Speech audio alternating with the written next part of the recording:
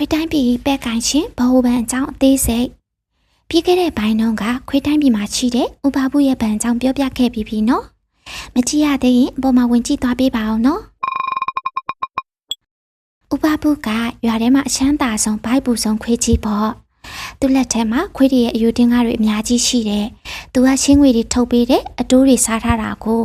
ကြည့်ရတာသူကပဲဒီတိုင်းပြည်ရဲ့စီးပွားရေးကိုမောင်းနေတယ်လို့လိုပါပဲဒါပေမဲ့အဲ့ဒီဥပဘူးတောင်မှဒူးတော်အောင်ကြောက်ရတဲ့ Godfather တယောက်နောက်ွယ်မှာရှိနေတယ်ဆိုတာအရင်ပိုင်းမှာအမိမိတ်ဆက်ပေးပြီးပြီနော်အဲ့ Godfather ကြီးကတာမန်ခွေးတွေနဲ့စကားမပြောဘူးခွေးတွေသွားပြီးငွေစုလို့မရဘူး ATM ကတ်လုံးလို့မရဘူးဒါပေမဲ့သူတစ်ချက်ကစားလိုက်တာနဲ့တဲ့အိတ်ကတ်ထဲကငွေကြေးတန်မှုတွေတက်နိုင်တယ်လို့ကြားလဲသွားနိုင်တယ်တဲ့အိမ်လာကားတွေဈေးတက်သွားနိုင်တယ်လို့တဲ့အလုံးဖြုတ်ခံရနိုင်တာတွေလည်းဖြစ်နိုင်တယ်သူကတော့အယိုးဘက်မှာပဲလူစကားနဲ့ပြောရရင်တော့ဗဟိုဘဏ်ပေါ့ဗျာအယိုးဘဏ်ကိုဗဟိုဘဏ်လို့ပဲမှတ်ထားပြီးနော်ဒီနေ့တော့ခွေးတိုင်းပြည်ရဲ့နောက်ွယ်ကကျိုးကင်သူအယိုးဘဏ်အကြောင်းဥမရှိခမကြောင်လေးလာကြမယ်ခွေးတိုင်းပြည်မှာဗဟိုဘဏ်ဥက္ကဋ္ဌကတော့ဦးစီကွက်အချင်းတော့မဟုတ်ဘူးပညာရှိလွန်းလို့ခွေးတိုင်းပြည်ကဘရင်ကြီးအောင်နဲ့ကိုယ်တိုင်ဥက္ကဋ္ဌရာထူးခန့်ထားတာသူကအစိုးရနဲ့မတူဘူးနော်ဒါကိုအရင်ခွဲခြားသိရမယ်အစိုးရဘရင်ကြီးအောင်ကနိုင်ငံရေးလုပ်တယ်လမ်းဖောက်တယ်အခွန်ကောက်တယ်ဗဟိုဘဏ်ဦးစီးကွက်ကငွေကြေးကိုပဲကင်တွယ်တယ်သူကတိကျလွတ်လပ်တဲ့အဖွဲ့အစည်းဖြစ်ရမယ်တချို့နိုင်ငံတွေမှာတော့မလွတ်မလပ်ပေါ့လေထားပါတော့ဗျာဦးစီးကွက်ကြီးမှာအဓိကတာဝန်2ခုရှိတယ်ဒါကိုကျွေးမှန်ကျိတ်လို့ခေါ်တယ်ပထမတစ်ခုကဈေးနှုန်းတည်ငြိမ်ရေးဝယ်ဥချောင်းဈေးတွေအရင်မကျအောင် inflation အရင်မကျအောင် deflation ထိန်းရမယ်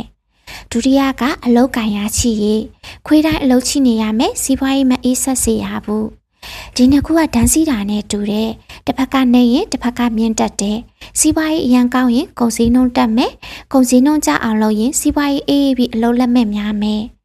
ဒါကြောင့်ဦးစီးကွက်ကြီးရဲ့အလုပ်ကအရန်ခတ်တယ်ကားမောင်းတယ်လို့ပဲလီဘာနင်းလိုက်ဘရိတ်အုပ်လိုက်နဲ့တောက်လျှောက်ထိမ်းမောင်းနေရတာ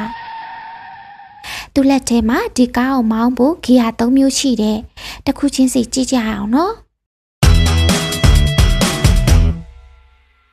ပထမဆုံးနဲ့အသုံးများဆုံးလက်နက်ကတော့အတိုးနှုန်း interest rate ပါဒီ process ကိုတေချာနားထောင်နော်ဥပပူပံမှာယူတင်ကပြတ်သွားရင်သူကဦးစီးကွက်ကြီးစီမှာသွားချေးရတယ်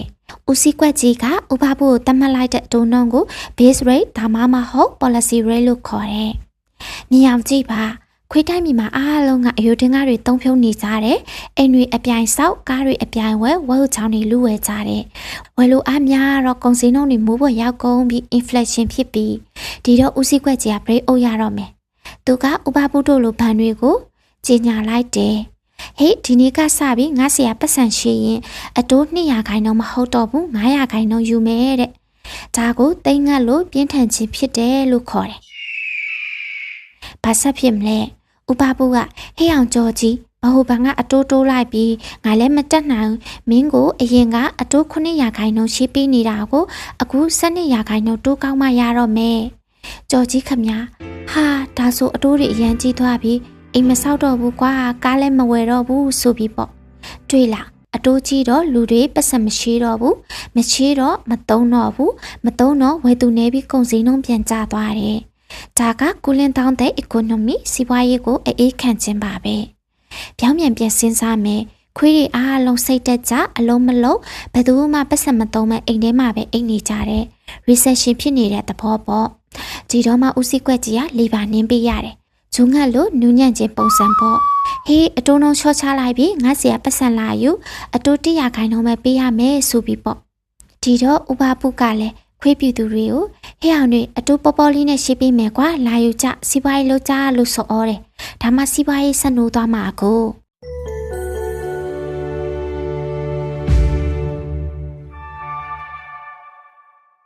အတိုးနှုန်းကထိရောက်ပါတယ်ဒါပေမဲ့တစ်ခါတလေဥပပုတို့ကအရန်လောဘကြီးနေရောအတိုးကြီးလည်းယူမဆိုင်ဘူးရသလောက်ထုတ်ရှင်းနေမယ်ဆိုရင်ဦးစီးကွက်ကြီးမှာဒုတိယလက်နက်ရှိပါသေးတယ်အတာကတော့ reserve requirement မဖြစ်မနေသိမ်းထားမိပမာဏပါအရင်ပိုင်းတွေတုန်းကပြောခဲ့တယ်ဘဏ်တွေကသူတို့စီလာအပ်တဲ့ငွေ100မှာ90ကိုထုတ်ရှင်းလိုက်ပြီး10ပြားပဲရှန်ထားတယ်ဆိုတာလေ အဲ့ဒီ10ပြားရှန်ရမယ်ဆိုတဲ့စီကံဘသူထုတ်တာလဲဆိုတော့ဦးစီးကွက်ကြီးပေါ့ရိုးဘန်ကတတ်မှတ်တာတကယ်လို့ဦးစီးကွက်ကြီးကဒီဘန်တွေကြည့်ရတာအရင်ရဲတင်းနေတယ်အရင်ထုတ်ရှိလို့ပြဿနာတက်နိုင်တယ်လို့ထင်ဟဲ့အောင်တွေဒီနေ့ကစပြီး10ပြားမဟုတ်ဘူး20ပြားရှန်ထားရမယ်လို့အမိန့်ထုတ်လိုက်တယ်တွက်ကြည့်ရအောင်အရင်က100ကို10ချမ်းဆိုတော့90ထုတ်ရှိလို့ရတယ်အခု100ကို20ချမ်းဆိုတော့80ပဲထုတ်ရှိလို့ရတော့မယ်ချက်ချင်းဆိုတယ်လို့ပဲတိုင်းပြည်ထဲမှာလက်ပတ်နေတဲ့အယိုတင်ကတမ်းမောက်များစွာပျောက်ကွယ်သားတယ်လို့ဖြစ်သွားတယ်ဒါကဥပပူရဲ့လေပင်ကိုတန်ကျိုးဆွဲလိုက်တာနဲ့တူတူပါပဲဗန်တွေတိတ်အချိန်မပြင်းအောင်ထိန်းတဲ့သဘောပေါ့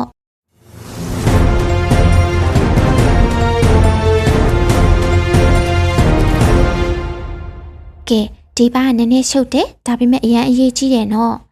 ခွေတိုင်းပြည်ရဲ့တကယ်ငွေကြေးစီးဆင်းမှုကိုနားလည်ခြင်းအစိုးရငွေတိုက်စာချုပ်ဆိုတာဘာလဲသိရမယ်အစိုးရဖြစ်တဲ့ပြင်ကြီးအောင်နဲ့မှပတ်စံလို့ရင်သူကစာရွက်တရွက်ထုတ်ရောင်းတယ်စာရွက်ပေါ်မှာဗာရေးထားလဲဆိုတော့ငါ့ကိုအခုအယိုးတင်းက1000ပေးပါနောက်နေ့ကျရင်အတိုးနဲ့ပေါင်းပြီး1100ပြန်ပေးပါမယ်တဲ့အဲ့ဒီစာရွက်ကိုဘွန်းလို့ခေါ်တယ်ဒါကဂရိစာချုပ် IOU ပါပဲဥပပုတို့လိုဘန်တွေကသူတို့ပတ်စံတွေကိုဒီတိုင်းမထားဘူးဒီစာချုပ်တွေဝယ်ထားလေးရှိတယ်ဘာလို့လဲဆိုတော့အစိုးရဖြစ်တဲ့ပြင်ကြီးအောင်နဲ့ကအောင်မခံထားတော့စိတ်ချရတယ်လေအခုဘာဟုဘန်ဖြစ်တဲ့ဦးစီးကွက်ကြီးကငွေကြေးပမာဏကိုကစားခြင်းဒီစာချုပ်တွေကိုသုံးတယ် Case 1 Buying Bonds ပတ်စံဖြည့်ပေးခြင်း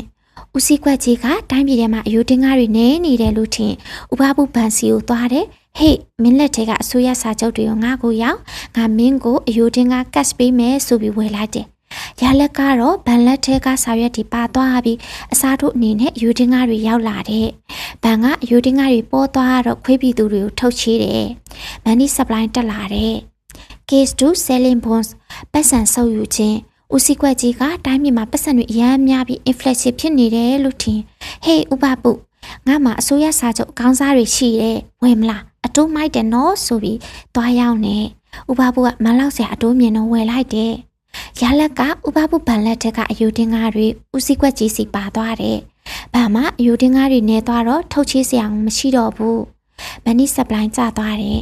ဒါကို open market operation လို့ခေါ်ပါတယ်ဈေးကွက်ထဲကပတ်စံတွေကိုစုပ်လိုက်ထုတ်လိုက်လုပ်တဲ့နည်းပညာပေါ့ဗျာ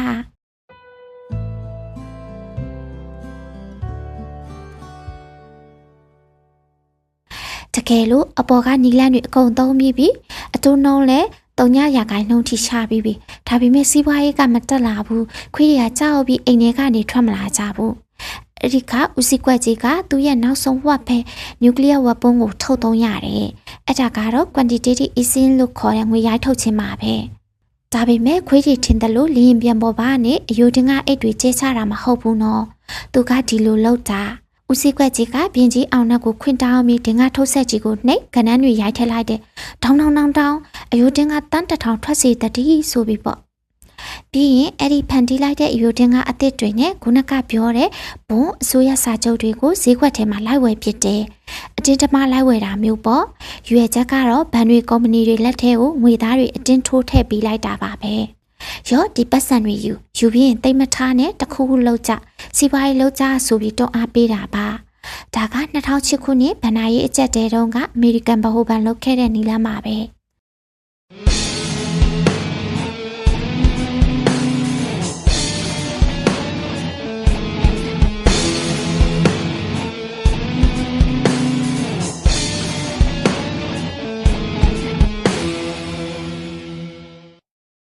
ကဲခွေးတိုင်းပြည်ရဲ့အယိုးပန်အကြောင်းပြောပြီးပြီ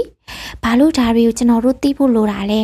ဘာလို့လဲဆိုတော့ဗဟိုဘဏ်ဖြစ်တဲ့ဦးစီးကွက်ကြီးကအတိုးနှုန်းခလုတ်ကိုနှိပ်လိုက်တိုင်းကျွန်တော်တို့အိမ်ဝယ်ဖို့စင်းငွေတွေအတိုးပြောင်းသွားနိုင်တယ်စုငွေအကောင့်ကရတဲ့အတိုးတွေပြောင်းသွားနိုင်တယ်ဈေးကွက်ထဲကကုန်စည်နှုန်းတွေပြောင်းသွားနိုင်တယ်